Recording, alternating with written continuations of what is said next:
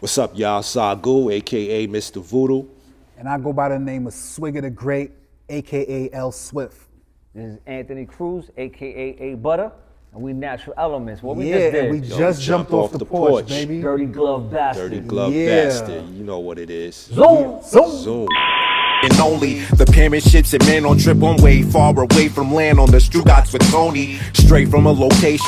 Yes, sir. Yes, sir. All right, y'all. You know we had to bring our talents to NYC. We got this DGB Fat Beats collab, and I want to introduce to y'all, we got Natural Elements jumping off the porch with us today. What's good, fellas? What's good, fam? What up, man? How you? Man, I'm feeling great. I can't complain. How about you? All right, I'm excellent, man. Word. Happy to be alive, yo. ¿Cómo estás? Buenísimas. Buenísimas. Hey. Hola, ¿qué tal? Hey, that's about all. Nah, but yo, man, it's definitely a pleasure to be here. You know, having some legends like you guys in the building. Y'all been, you know, putting in work for a long time. So definitely want to introduce our audience to Natural Elements. So we got Swigger, aka L Swift, in the building. Right here. Swigger the Great, yeah. Yes, sir. We got Agu, aka Mr. Voodoo, Hey, Vo. and Anthony Cruz, aka A Butter. Yours truly. Word. And so when you talk about natural elements, you know, what comes to my mind is true hip hop. You know, like really embodying the culture. I know you guys respect every element of the culture, from the art to the, you know, dance and graffiti. You know what I mean, fashion, just every aspect of it. Talk to me about how you guys came together to actually form the group Natural Elements. Well, Natural Elements was started by the producer Charlemagne. Big up to Charlemagne, the real Charlemagne, that is. He had a bunch of MCs that he produced for, and we go up to the attic in the Bronx, Gunther Ave. Vu was there before me, and the A came after me. So, and rest in peace to our boy Kai, Brownsville Kai, you know what I mean? So we started there. We were working out of the same studio, same producer, and we was a crew, just a crew at first before a group, and then we developed into a group. Okay. Yeah, it was Click initially, and then when I jumped off with the first independent single, Come Off Hard, and 45 Kicking It Alive, what I would also do is I would bring my man L, and I would bring my man Ka, rest in peace, and they would travel with me, and we would hit the freestyles, hit the radio, hit the shows, and then people got used to seeing us together. And so what happens is that eventually, from them being used to seeing us together, it progresses into becoming formally a group. But before that, we're just a clique of MCs, all soloists, rhyming, trying to do our thing. And what area or what areas of New York do you guys represent? I represent the Northeast Bronx. I was born in St. Lucia in the Caribbean, but I was raised in the Northeast Bronx, you know what I mean? Yeah, born and raised Brooklyn, BK. Born and raised on 125th Street, Harlem, Manhattan my whole life. Right. Yeah. And just to add on real quick to what we're talking about, it's a long story. The Natural Elements story and legacy is a long one, but just a real caveat on my part of things. What's crazy about it, and it kind of makes it an original story in a way, or an original situation, is I was a fan of Swigger and Vu. Like, I used to listen to them on college radio when I was in Grant Projects, my grandmother's crib, and I would listen to college radios. And DJ Mayhem would have a segment on NYU radio where MCs would call up and freestyle or whatever. So I called up and I spit my little rappy rap or whatever, and he was like, yo, hold the line, like, that's crazy. And it just so happened that Mayhem used to play their records, you know what I'm saying? And so Mayhem was like, yo, he brought me up to the station. He already had to connect with them. He was like, yo, I think you would sound ill with Natural Elements. I was like, yo, I love Natural Elements. You know what I'm saying? They're like one of my favorite MCs, Vu and Swig. So he connected us. This was early, like mid-90s. And then instant synchronicity. and that's how I kind of like got into the clique. So I was a fan before I was even in the group, Right. and then I don't know if people know that, but yeah. Word. No, that's what's up. And it's also unique that you guys all represent different parts of New York, because most of the time when you have crews, they're usually all from the same borough, Right. all from the same neighborhood. Yeah, that lends itself to how our songs sound too, because it's not just one perspective. It's not just, let's talk about my block, because my block is different than your block and his. So when we make songs, we put that same dynamic into it, where we give whatever song we're doing, that part of the song belongs to us, besides when we're going back and forth on songs. And we bring our element to it, pun intended, you know what I mean? And we bring our background to it, from our neighborhoods and from different things, different slang from different, he might say a slang that that we don't say in the Northeast Bronx, but he say it in Brooklyn. So, we put it on the same song, you know what I'm saying? Yeah. Yeah, that's what's crazy, because like even before the group, you had brothers from Queens. You had brothers from all different neck of the woods that would go up there, and we would just absorb all of that into what we doing, and that helped also to produce, the type of sound and the things that we rhyming and doing. So, the influence of all of the boroughs, and me being from where I'm from and them being from where they are, plus the other cats, it kind of contributed to what people are hearing, and the sound that we created. Yeah. And we're very cognizant of that. We even got a joint called Tri-Borough. You have to check that out. Yeah. And we brought that, before they changed the name. Don't change the name of the bridge. Change the name of the bridge. RFK Bridge. Tri-Borough Bridge, man. You know what it is. Exactly. Yeah. OG So New we Yorkers. were like deeply aware of that early. Absolutely. Word. We use it to our advantage, though. We Yeah. use the differences to our advantage. How many arguments would happen in the studio when you guys were putting songs together, and talking about like whose borough is the best, or who did something the best, you know what I mean? Because I feel like there's always competition when it comes to the boroughs here in New York. What do you say? There was, and we never had that really. It was weird, because we all respected where we came from, and we all meshed. It was just a matter of whether you were dope or not. Yeah, You either was dope or you wasn't. It didn't matter where you was from. Where you was from came after the fact. So I knew that you could flow before, I knew you was from Queens, Right. And then, you from Queens? And we might even connect, and I might be like, hang out in Queens, or let me hang out in the Bronx, or let me hang out in Harlem, So it wasn't that type of a rivalry in terms of what borough does it the best. We just drew from the best of what each borough had to offer, and just internalized that and into what we did, It ain't where you're from, it's where you're at. And aside, to jump on that too, we never really compete with verses like on songs. Like we always do what's best for the song. Like I don't even think we really be running each other's verses by each other. We don't run each other's verses We by just trust to show up. Like I already know they're gonna come with something crazy. So it's like it's real song. Like that's one thing with us is like we look at it like real songwriting and song arrangement. So other genres don't have like who has the best verse. You know what I'm saying? Like it's like if it's a country song or a rock song, it's not like you got the best verse on this. Even if it's two people like Linkin Park or whatever, it's like you do what's best for the song itself. That's who we serving, the song itself. And after, the egos of the rhyme, who rhymes the best on the song is not even. We don't even think about that. We come to bring the best that we can to each song, and we let the people decide who hit that the best. Right. And everybody has their favorite. Everybody has their favorite. When it comes to us, there's people that strictly like him, right?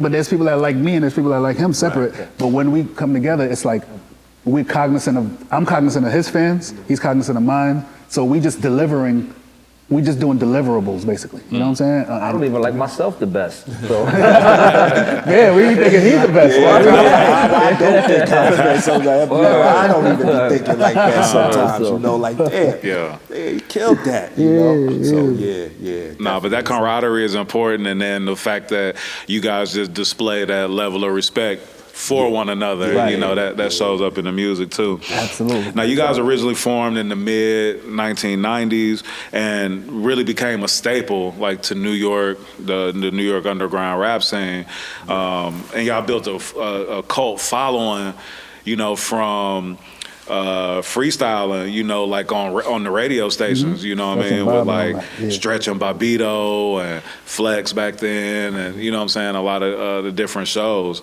Can you guys just talk about, you know, just, you know, getting on and you guys building, you know, y'all fan base the way that y'all were, and how, you know what I mean, like freestyling and how, you know, all of that was the move. Well, we first like he put out his single first, right?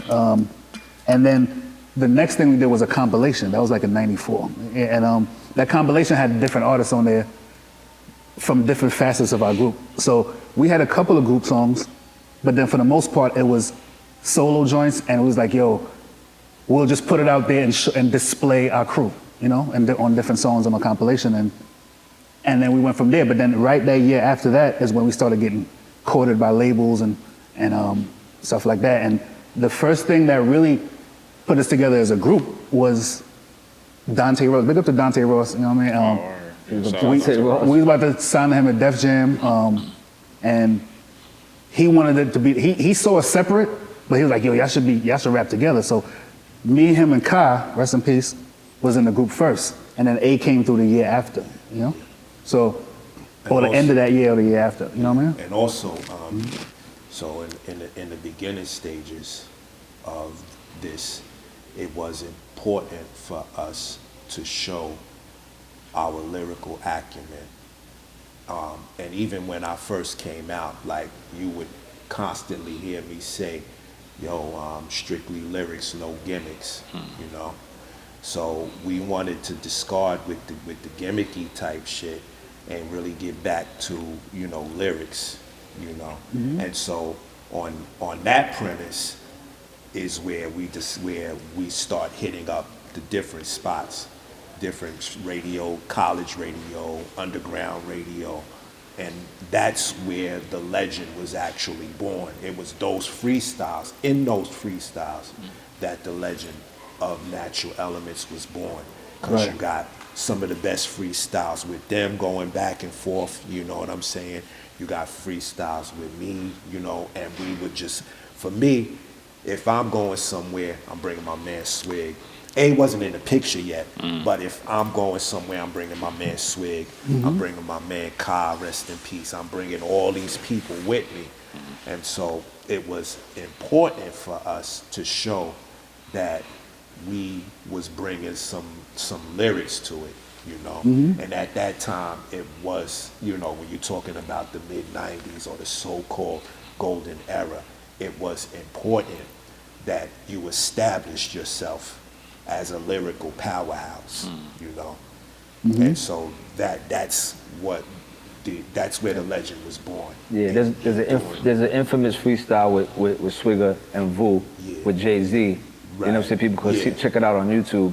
And at the time, you know what I'm saying? There was no AI neither. Yeah, it was no AI. And you know, they had come through and they bodied that. Like, you know, Jay spit something, but it was like, yo, who's these cats? I've never heard of this kid. It was crazy. So, you know, and around that time, like they said, like the culture was just, you know, we were pushing lyrical like prowess forward. Like, you know what I'm saying? Everybody was just writing to like outdo one another.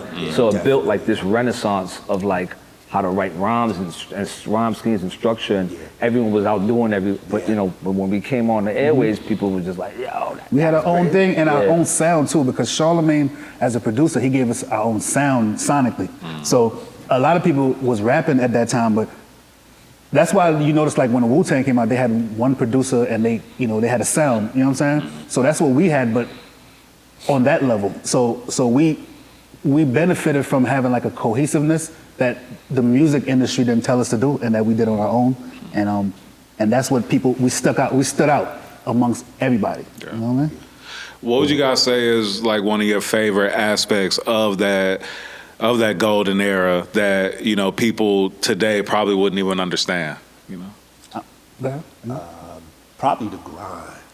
The grind was different because the social media wasn't as prevalent Yeah. as it is now.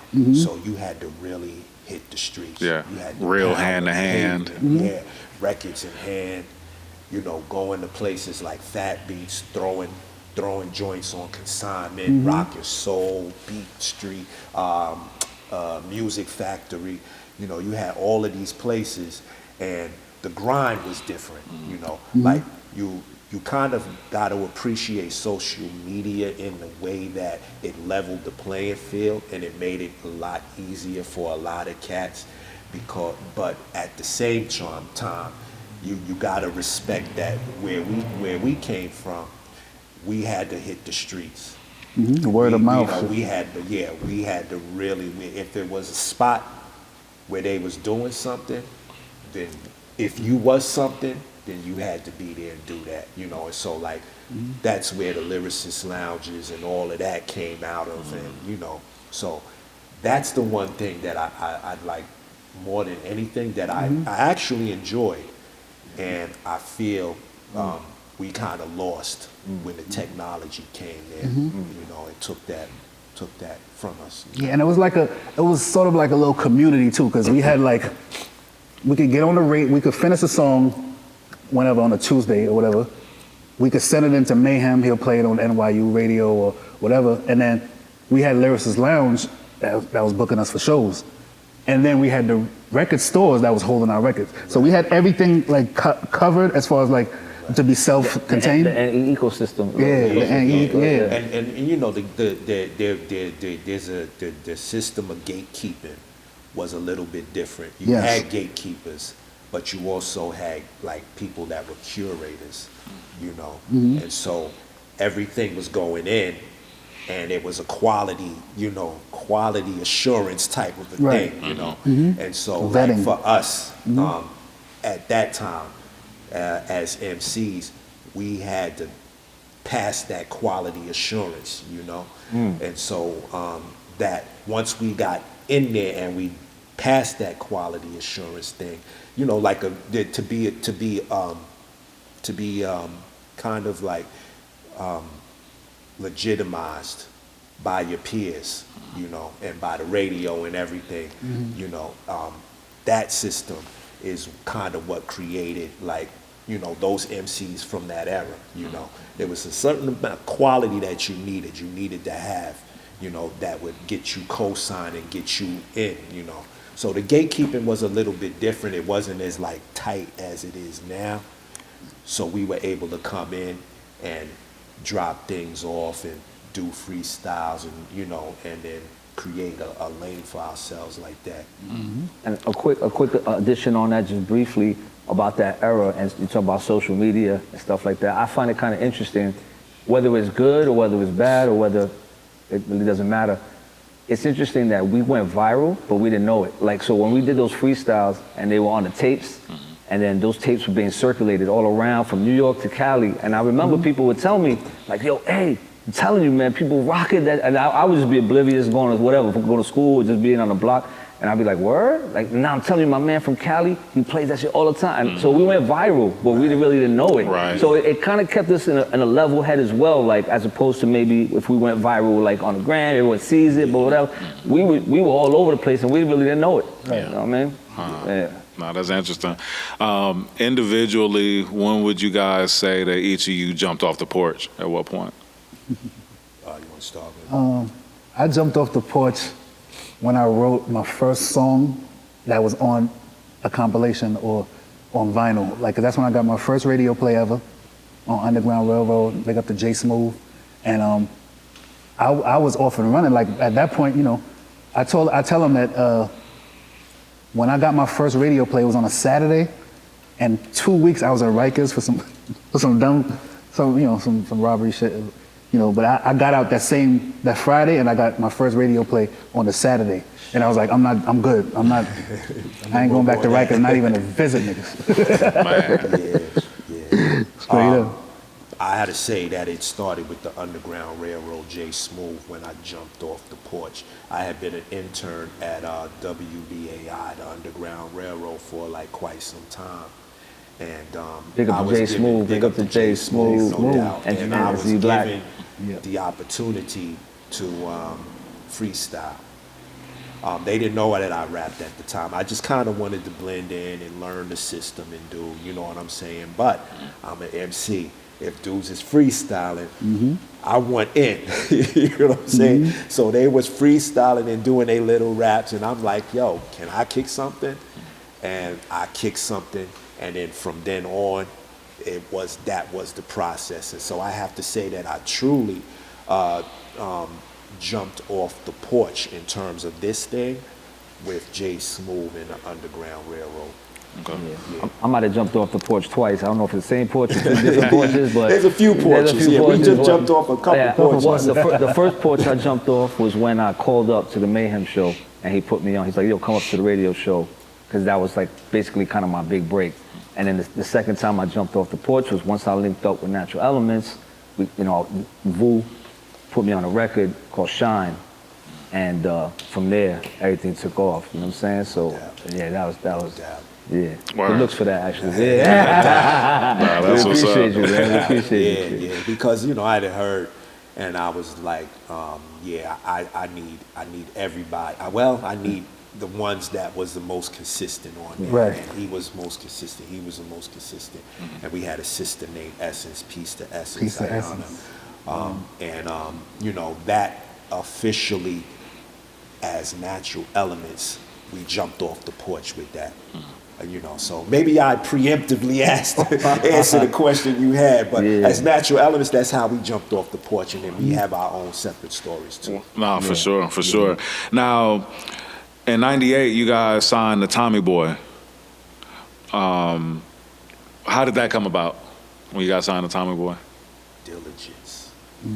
Yeah, I mean, Diligence. we was continuing to be, after the Def Jam thing didn't work out, we continued putting out records. One thing about us is that we know the major label system, but we know the independent system real good too. So we always had a following with our independent stuff. So us going back independent was always a quick, that was like seamless. So Tommy Boy kept seeing us, putting our records. They probably looking at us for a while, and the A&R hit us up through our lawyer and all that, and it's a lot of logistics, but anyway, we connected with them, and what we did is, the next single we was gonna put out, which was 2 Tons and Live It Up, we let them pick it up, and they had something called a black label, where they was like putting out records that they thought were like independent from independent groups, you know what I'm saying? So we was one of them, and we signed to the full Tommy Boy, but then we basically had like a jump off with the black label, and then we went from there.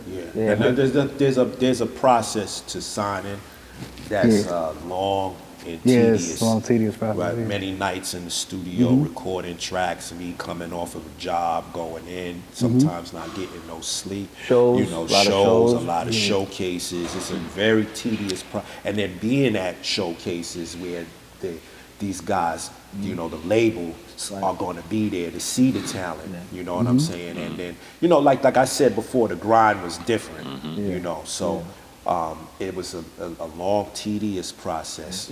Even the lawyers were grinding. I mean, the guy who ended up being our lawyer was at our show, and when we got off the stage, he came up to us like, "Yo, I want to be your lawyer." You know what I'm saying? It just so happened to be one of the biggest lawyers in the world now, but back then he was out there in the streets grinding. Even the lawyers were grinding. They were at the shows like, "I want to represent you. I think I can get you signed." Yeah. So the process for us was that we didn't come up knowing anybody. We had co-signs from people based on our track record, not so much based on, I'm such and such as homeboy, or I'm such and such as relative, or whatever. We actually came up on I guess our laurels, like, you know what I'm saying? We didn't really have a plug to plug us in anywhere. So the road was long and tedious, but you know, that you often that's what the road that pays off the most. We took the scenic route. Yeah, we still on the scenic route. Still on Still it. on it. Sometimes that's the best route, you Yeah, know. 'Cause absolutely. And big up to Chris Atlas, the homie who was our Tommy boy at the time. Yeah. You know what I mean? Yeah. Word. That Full time. Full circle, Yeah, for sure, for sure. And you mentioned the "Living It Up" song, which was like a critically acclaimed, you know, single for you guys. Can you talk about that song, how it came about, and the energy around it?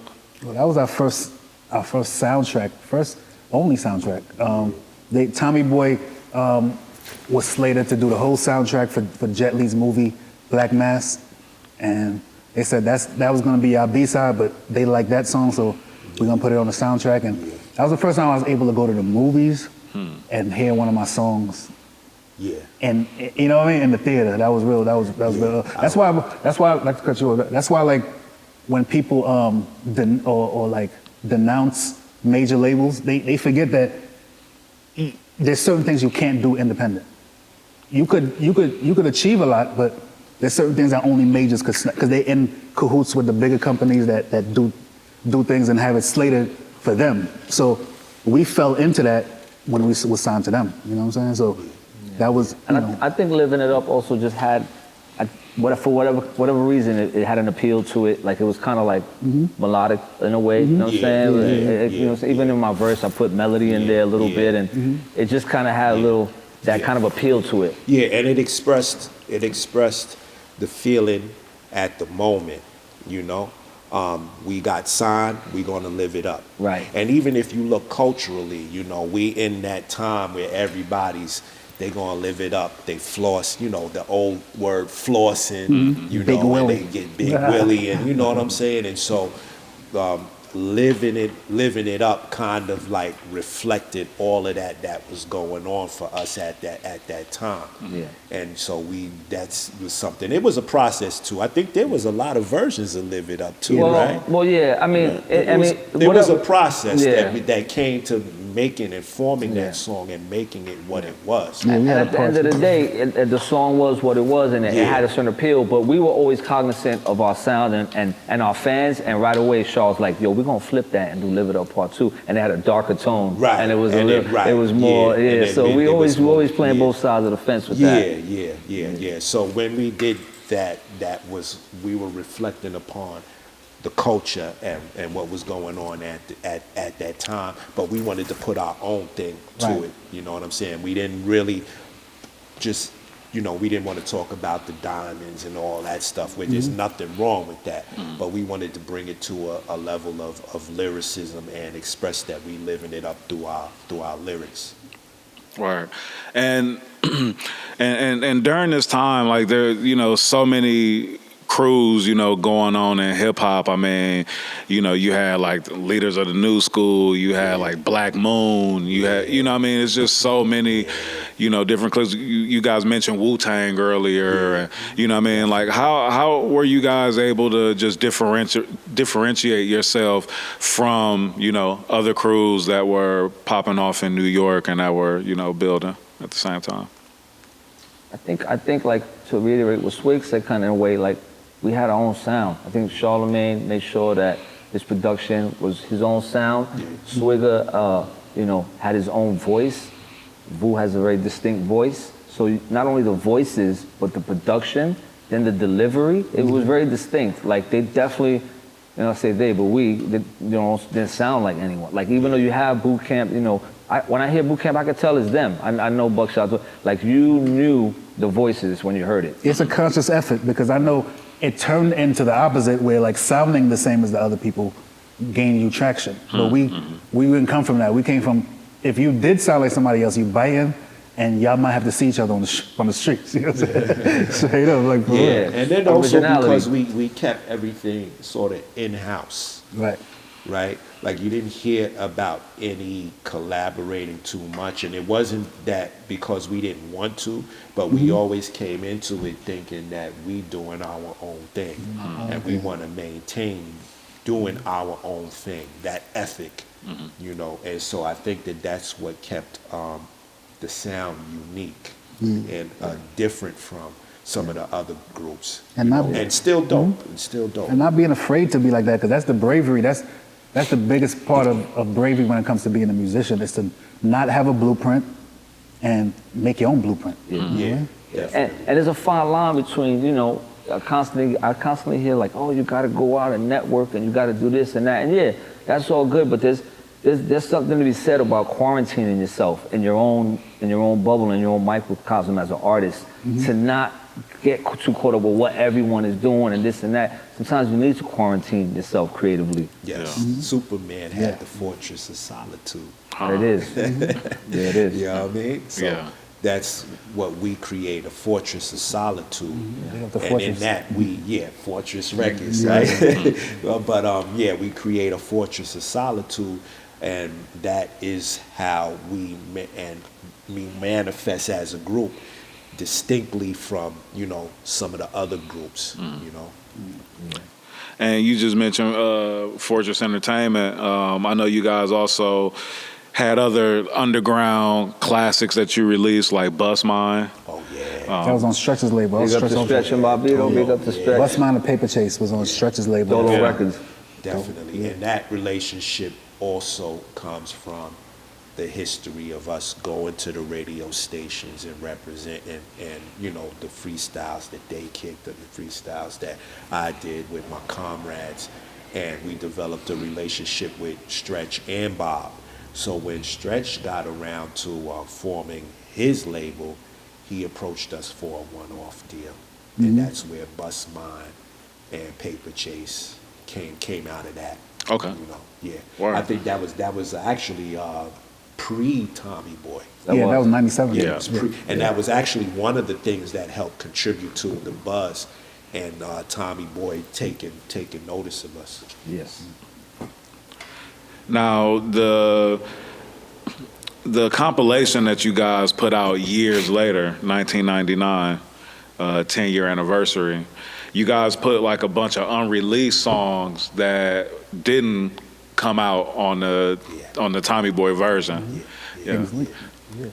Yeah, we that album was like, a lot of it was recorded or engineered by Young Guru. Big up to Young Guru, who went on, of course, to become Jay-Z's main engineer. And we hooked up with D-Dot, and we was recording there. So like our the songs that we had from those sessions we was making that into an album. But we had like a situation towards the end of the Tommy Boy time where it had something to do with mental health with me partially. You know what I'm saying? And I'll get into that at a whole nother time. But those songs that we were recording then that was supposed to make up the album, what we did is, those years later, we were approached by a company called Kingslink, and it was like, yo, why don't we put out those songs? Like, and we was like, well, they're not mixed. A lot of it is not mixed. It's like, because we was recording first and then mixing later. So we wound up putting out that compilation of songs, and we call it the 1999 10-year anniversary. Excuse Big me. up to Kenny Diaz, big up to Manny on that, King's Right. Lake. But again, we were able to finesse that because we were able to leave Tommy Boy, With our With masters. the masters, yeah. which was a huge, And, which was the unheard of reason- at the time, but yeah. Yeah, and I think the reason why it was called 1999, the 10th anniversary, is because we had actually, at that point, solidified like a release date in 1999. Right. Before we parted ways with Tommy Boy. Right. So looking forward, but also looking back, we went forward with the 10th year anniversary that was supposed to be the album that we were submitting to Tommy Boy for release. A lot of most of those tracks. Right, Yeah. right, right. And then 10 years later, we did the 20-year anniversary, where we like straightened out the songs and Yep. released it more on vinyl and Got it remastered. yeah, Yeah, exactly. all that stuff. Yeah. Right. And then between that, you guys took a little hiatus. Well, between what? Between those the 2000s. During the 2000s, they were doing There's a lot things. going on. Because I know you guys dropped something in sorta, 2014. So like, kinda. Yeah, Sorta, 2014. kinda working, but not working, you know? right. Yeah, we put out the NEP. You know what Right, I'm that was saying? in 2014. Yeah. That was in Yeah, 2014. Yeah. But before that, you know, me and Swig were working on Two-Face stuff. Yeah. Who was doing solo stuff, Yeah, I did a Alchemist and all that, couple Piece to things. Alchemist. Yeah, a couple things. It's a lot going on. You Yeah. know, it's a lot. Like we would have to be here for hours. But yeah, we was working. We was always recording, always staying in contact with each other. Yeah. The hiatus is not really a hiatus Right, per because we were se. still on each other's joints. Gotcha. Yeah, because we Yeah. found a way Solo stuff. to work outside of the music industry, but still get work done creatively. So we didn't really necessarily need the music industry Yeah. to be creative. Yeah. So, and that's a key. Yeah. You know, right? Pen is always sharp, man. Yeah, we Pen always line, understood it. There was- Always sharp. There was never a time when it was like, And one of the beautiful things about this era in the way that it levels the playing field, it gives the artist the ability to do those things that we might not necessarily had the ability to do back in the day. You know, so you know, we are able to put out stuff, and we are able to continue with the DIY ethic, but on a whole nother level, because now you can just throw the download in and shoot it out to the world. And you know, so that actually aided us in kind of staying in the mix of things and doing things and Right. keeping Right. the name, you know, like there in Yep. the conversations. Yeah, you and know. big up to Eclipse, and big up to Lyricist Lounge, No and big doubt. up to all those that will always call us for their anniversary and for shows. Yeah. We would just pop up, not even have like a record out or nothing, pop up and kill the show, and that kept the name alive as well. They're like, yo, NE, and we was there. You know what I'm saying? They would always call us for any anniversary, every 5 years, whatever the case was, and we pop up. You know what I'm saying? Right. So we was always in the mix, but you know what I'm saying? Like I said, That's why, like, when you hear like a lot of groups complaining about the streaming situation, like, yo, we only get 1 point, blah, blah, blah. How about when he was talking about when people was trading tapes around? How about we're getting 0 from when somebody taped it, or like use? I went to a college, my homeboy college in Morgan State, and people was coming up to me saying freestyles from Stretch Armstrong. I'm like, it had to be by tape because we didn't press that up. So like, we're grateful to be in this era, but being able to have the ease of people might look at it like that, but it's an ease to be able to put out music, and then we have a following. We're just connecting with that following right now. You know? Right. And what keeps you guys inspired to continue to share your art with the world? I'll set it off, boo. Well, inspiration for me comes from every time I meet someone that says, yo, you dope, you know. I used to listen to you on my rides on the train to high school or college, you know. When you in it, sometimes you don't recognize how impactful the stuff it is to people because you're just doing it. And you just, you know, you in the midst of action. So every time that I've had an interaction with somebody and I received those accolades, it makes me feel like I was doing something right, even if it didn't financially, you know, or, you know, and on that aspect of it, you know, didn't do what I thought it would do, but I affected somebody, and I touched someone, and I touched many people. So that's the inspiration for me when you know, I have an interaction and like, yo, I remember such and such, and you was one of my favorite undergrounds from, you know, boom, boom, boom, you know, and I listening to some of the up and coming, you know, it inspires me in a way that I want to really lyrically attack, you know, and keep the bar, my lyricism up, because I hear the cats that came after me and they killing it. So I'm like, yo, I gotta keep my bar. I gotta keep that there. Yeah. You know, so that's inspiration also. Those two places. I'm inspired by life in general, but just the fact that, because I said to myself some years ago, I said, if there's ever a group that comes out that could replace us, or they could do what we do, I fall back. But nobody has been able to duplicate what we do. Like, if you really like just look at the whole landscape of hip hop. And we didn't have to really change nothing, like as far as like what Vu was saying with lyricism. We didn't have to, the way people want lyrics now, we don't have to change up into that. We don't have to get in the phone booth for that. We are that. We the embodiment of that, you know what I'm saying?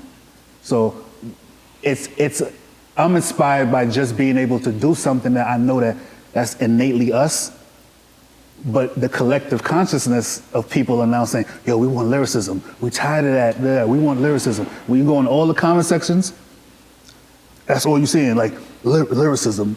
Oh, that guy said, but he's not a good lyricist. And people are, even the younger cats are like looking at that barometer or that way of thinking, and knowing that there's a substance and a skill level that comes to this thing that goes, that's not the same as what they've been taught as to be in the last like 15 years or whatever. You know what I mean? So, Yeah. inspired by that. Word. Big up to my moms, man, because she was going through storage a couple years ago, and then she like sent me, I think she sent me a photo of it. Yeah, she sent me like a text. She was like, oh, look what I found. And then it was like a certificate. It was like a certificate from kindergarten. It was like Master of Rhymes. Like I got like a Master of Rhymes certificate when I was in kindergarten. So it made me realize like, damn, I've been writing rhymes since kindergarten. You know what I'm saying? So like, it's just in me. Like I'm a creative human being. I don't write rhymes for anyone else, but you know, the ethos and the universe and how my brain works in synchronicity with it. And that's just, you know, I'll probably, you know what I'm saying? Yeah, I'm always gonna do it. And I think, we all tapped into that creative energy. And, you know, we bounce off each other and we're inspired also by each other's creativity. Yeah, because we all tapped into that creative energy. So we might, you know, drop a verse that inspires me, or I'm inspired to do better because I know that he's gonna come with some crazy shit on this song, and I know A's gonna come with some crazy shit on the song. You know, so that creative energy and being in that creative environment is also inspiration. As Vu once said, the wise man once said, Agu, he said, even when I'm old and gray and start to mold in my grave and all my bones are decayed, I'ma still have flows to say. That's real spit. Now, you guys recently signed to Fat Beats and have released a new single, Naturally. Naturally. Produced by Charlamagne. Fat Beats, DJ Clips. Yeah, we did. Chris Hiatus, we back, baby. It's like a time machine or something. I jumped in a hot tub time machine, man. Nice little partnership with Fat Beats. Big up to DJ Clips. And big up to everybody, the whole staff. You know what I mean? And you know, our history with the whole crew. our history with Fat Beats, you know, like when Fortress was, you know, when we was doing the whole Come Off Hard and all of that, you know, we had been dealing with Fat Beats, and they always accepted us with open arms, you know. And so we've had that relationship with Fat Beats, even, you know, when we were pushing the Fortress Entertainment records and Dolo and all of that, you know. They're always prominently displaying our records. I mean, they're just a staple in New York. So the Fat Beats Natural Elements, it was almost like, oh, it's about time. Like, you know what I'm saying? Like, what took y'all so long? Like, to me, it's a essential staple of New York reunion. You know what I'm saying? So to have those two brands come together like that, and then the song Naturally, produced by Charlamagne, getting mad love, piece of everybody spinning it. The video's crazy. Yeah, I think it happened organically, man. This wasn't like, you know, this is almost out of our control. You know what I'm saying? Like the universe just put it that way. You know what I'm saying? I couldn't make it up if I told you I'd see Chris Atlas or Tommy Boy 25 years later on Fat Beat. Like crazy. You know what I'm saying? A lot of synchronicities happen. And that's why the album's called Alignment, because we named it Alignment because of the synchronicity that's just been happening, right? Am I wrong? Am I tripping out? I don't even know if this is real. Like, it's a set, but whatever. Like, we know this reality is trippy, and I'm here for it. We here for it. Definitely. That's inspirational within itself.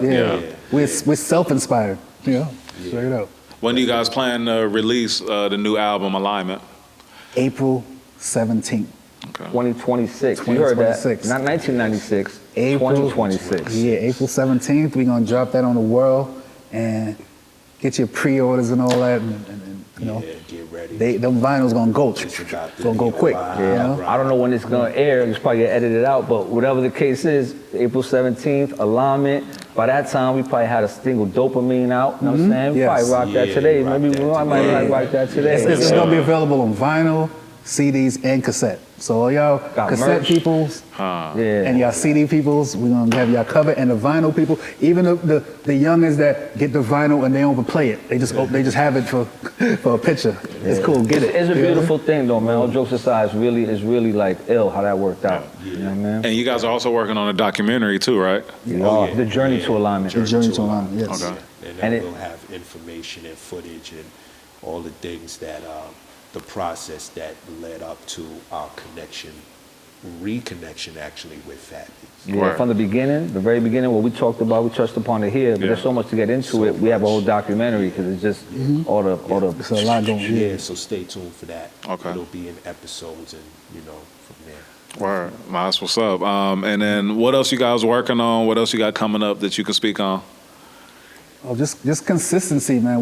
We have a situation where we're able to release music and not have to because we fund the stuff ourselves, right? So it's like, ain't none of us kingpins, you know what I'm saying? So like, we're gonna put out more consistent music because we stayed recording, and we never slacked on that. So we have so much material that we want to release solo-wise, Remember, we're all group-wise. solo artists. Yeah. We're all solo artists. Me and Swig got Two-Face, Vu got solos. I mean, so it's like it branches out. So there's music come from music, you know? Yeah, have a but, few- yeah, but it's important, the foundation, The natural foundation, elements, yeah. you know what I'm Yeah. saying? And then from there, And those joints you was talking about earlier, like the 1999 20th anniversary, Fat Beats is gonna be repressing those. correct. So that one album called Death Comes in Threes. Correct. And the NEP that you was talking about earlier that we put out in 14. Yeah. Now, all those will be on vinyl, you know what I'm saying? So, beautiful thing. And how dope is it, the resurgence of vinyl Crazy. and how Crazy. people are buying it at such a rapid pace now? Yeah, because it was out for a second, like It was. I remember Yeah. like father with his daughter and I had some records and she was kind of looking and wondering like what is that? And so I guess the father noticed that she was looking at it and he was like, honey, those are records. Crazy, right? So we had reached a point where there was a generation of people who didn't even know what vinyl was or had to be reintroduced to vinyl because it wasn't there anymore. But now we're in a special place where there's an actual demand for it now, and it's a real demand. Yeah, we in a renaissance for sure. Yeah, they said it Vinyl, went up lyricism, all that. So it's a renaissance. Yeah, they said it went up 700%. But a lot of things that happen with natural elements, there's things that's going on in the world that coincide with what we do, right? So exactly. So the Taylor Swifts and the people like that real big on vinyl and Adele and people like that. That's really like vinyl is becoming it became such a big part of their sales week and all that crazy shit. We was used to putting out vinyls. Like I remember going to a pressing plant when I was younger, yo, this shit is amazing. And we eventually want to open up our own pressing plant. But that vinyl resurgence internationally, and just the people that collect our stuff alone, is incredible. And we intend to, travel the world, sign joints, and do pop-up shops and all that. You know what I mean? Right. Oh yeah. With peace to all the vinyl collectors that fuck with us. You know what I mean? Yeah, no doubt. Well, Nah, that's what's up. You fellas got any shout outs you want to give? It's the Video Music Box, the original shout-outs. Shout it out, you know what I mean? yeah, big up to the whole NE world, man. Go to NE world on IG. Yeah. Natural Elements World, actually. Natural Elements World, NE for short. And check us out, man. And big up to our whole ecosystem. You know what I mean? Shout out to Tricky. I always forget somebody. I feel bad, so I gotta just, you know what I mean? Shout out the universe. Word. Word. The whole Fat Beat staff. Of course. Shouts Yeah. to Fat Beast. Charlemagne Shouts and to everybody. Charlemagne.